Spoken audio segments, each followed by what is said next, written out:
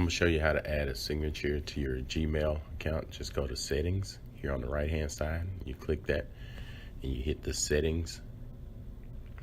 Once you hit settings, scroll down, I say halfway through, and you will see something that says signature.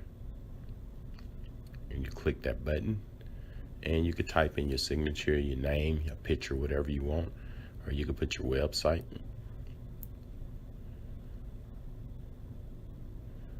And if you want to make that a link, just highlight your website and go up here and hit the link button.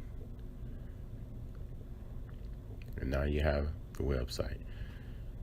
And scroll down there to the bottom.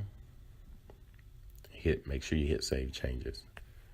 Once you do that, we're gonna compose an email and I'm gonna show you what it looked like.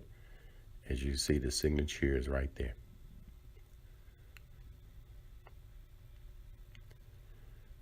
And that's all to it. You just go to settings, scroll down halfway to signature, type in the signature you want, and make sure you hit the save button. And that's it. Thank you and have a great day.